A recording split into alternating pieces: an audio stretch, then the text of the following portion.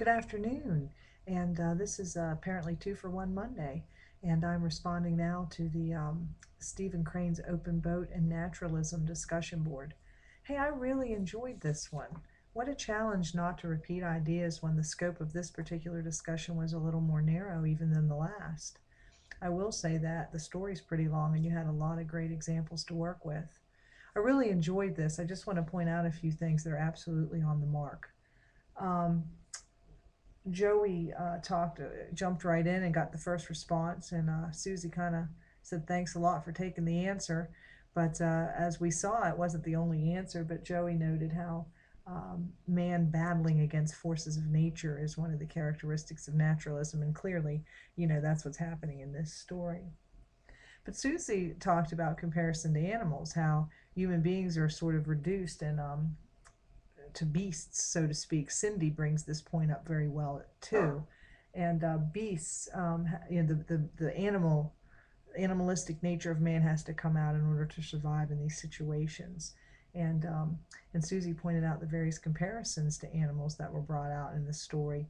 For example, the dingy sort of being like a bronking buck, and the men learning to ride that. So there were various sort of animalistic descriptions that made us think of these characters sometimes as not necessarily thinking rational beings, but just other specks in the universe, just other living things, just part of um, the natural order.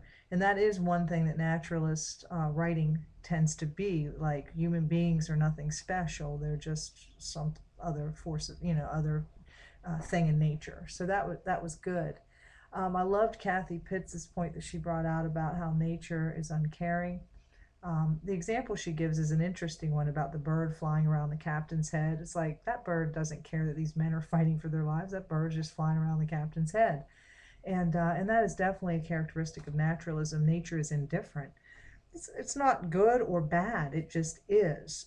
And I do think about that sometimes, like recently with Hurricane Irene. Um, Hurricane Irene wasn't purposely being malicious, according to naturalism, let's say. God didn't send the storm to people to punish them. People are no more prominent or important in the formula than the tree over there, or than the river over here, or the ocean over here, or these dogs, or these cows. I mean, it's all part of nature. But, the storm isn't mean. It's not being hateful. It's not trying to destroy people. It just is. And that idea of the indifferent attitude of nature is also important. I like the point that Kathy also brought up about how human beings look for order and signs in the universe to sort of help them, make order, make sense of this life. And I often kid about that. I'll clean the house or clean out my closet and feel so much better about the world because I just have this illusion like I have control and things are orderly. I kind of believe that they aren't personally, and naturalists, you'll see this in writings where naturalism is at play. Sue brings up the human reaction to fear, the anger. Um, I love that line.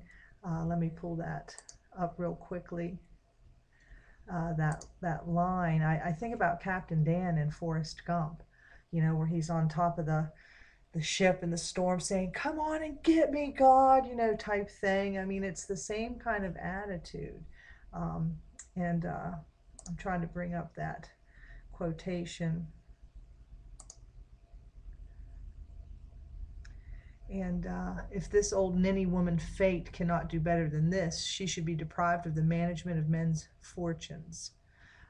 In fact, they dared fate to drown them in light of all the work they had exerted trying to stay afloat, followed by the image of one man shaking his fist up to the clouds, declaring, "Just you drown me now, and then hear what I call you." That's from Sue's quote. That's quoted from Sue's post, and that was very good too. Survival of the fittest. I like the point brought out.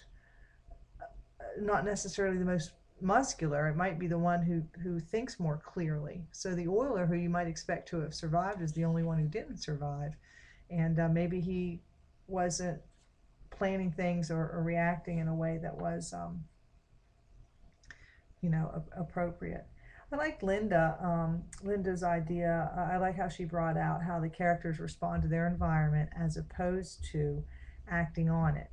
Whereas realists and romantics too, romantics especially, really focused on the individual and the importance of the individual and all of that. Naturalists say, you know, the individual is no better than that shark in the water, that bird in the sea, you know, it's just one of the many specks of dust in the universe. Um, I want you to think about naturalism in terms too of social Darwinism. You all are talking about Darwinism and survival of the fittest, as you should, because that had a big influence on writers who ascribe to the naturalistic sort of approach.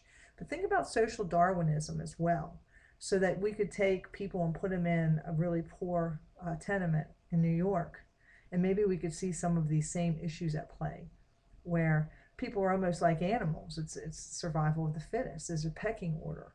You know, there's great poverty perhaps and hunger and things like this. And social Darwinism, you know, say people sort of act like animals and they just do what they need to do to take care of themselves, and there's not, you know, a great deal of humanity. Or think about the business world, right? Dog eat dog world, cutthroat, step on the next person to get up to the next level kind of thing.